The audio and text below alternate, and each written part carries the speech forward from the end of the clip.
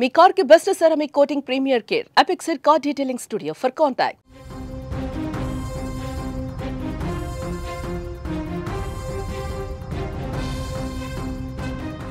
ఏపీలో మరో బస్సు ప్రమాదం.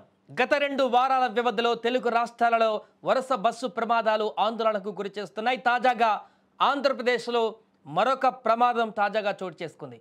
కర్నూలు జిల్లాలో జరిగినటువంటి రోడ్డు ప్రమాదంలో 19 మంది, అదేవిధంగా చేవెళ్లలో జరిగినటువంటి ప్రమాదంలో 19 మంది మృతి చెందిన ఘటన ఇప్పటికీ అందరినీ కలిచివేస్తుండగా, కళ్ళ ముందే ఆ దృశ్యాలు కనపడుతుండగా, ఇప్పుడు పార్వతీపురం మన్యం జిల్లా పాచిపెంట మండలం రొడ్డవలస సమీపంలోని ఆంధ్ర ఒడిశా సరిహద్దు ఘాట్ రోడ్లో బస్సులో మంటలు చెలరేగి ఒక్కసారిగా ప్రమాదం చోటు చేసుకుంది.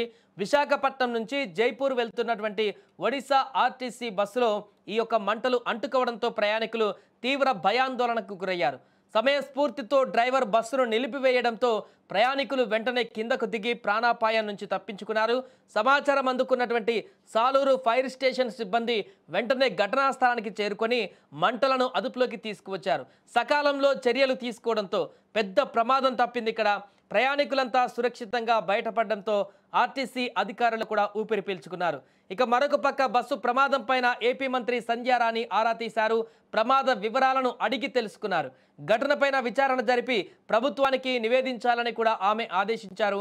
ఈ ప్రమాదంలో ఎలాంటి ప్రాణ నష్టం జరగలేదని కూడా మంత్రికి అధికారులు తెలిపారు. దీంతో అక్కడ అందరూ కూడా ఊపిరి పీల్చుకున్నారు. కానీ మరొక ప్రమాదం జరగడం అనేది, అది కూడా బస్సు ప్రమాదమే జరగడం అనేది కూడా గత కొన్ని రోజుల నుంచి వరుసగా జరుగుతున్నటువంటి బస్సు ప్రమాదాల ఘటనలను ఇది గుర్తు చేస్తుంది. మరొకసారి ఇంత దారుణంగా బస్సులు కాలిపోయేటువంటి దుస్థితి కనపడింది. ఎందుకు అక్కడ ఎక్కడ ఫాల్ట్ వచ్చింది, ఎక్కడ సమస్య ఏర్పడింది, ఎందుకు ఈ బస్సు మంటల్లో తగలబడింది అనేటువంటి అంశానికి సంబంధించిన వివరాలు అయితే బయటికి రావాల్సి ఉంది. ఎందుకంటే భవిష్యత్తులో ఇలాంటి ఘటనలు జరగకుండా ఉండాలంటే పూర్తి స్థాయిలో మిగతా అన్ని బస్సులకు సంబంధించినటువంటి జాగ్రత్తలు కూడా తీసుకోవాలి. కాబట్టి అసలు ఈ బస్సు ఎందుకు తగలబడింది, దానికి గల కారణాలు ఏంటి, అక్కడ ఎవరైనా బస్సులో ఉన్నటువంటి వ్యక్తులు ఏదైనా ఫైర్ అంటించడం కారణంగా వచ్చిందా, లేకుంటే ఇంజన్లో మంటల కారణంగా వచ్చిందా, బస్సు దానంతట అదే తగలబడిందా, దేనికి ఈ బస్సు రోడ్డు మీదే అంతమంది ప్రయాణికులతో వెళ్తున్నటువంటి సమయంలో తగలబడింది, ఇంకేదైనా కుట్ర ఉందా అనే కోణంలో కూడా దర్యాప్తు చేసి బయటికి ఈ పూర్తి వివరాలైతే వెల్లడించాల్సిన అవసరం ఉంది.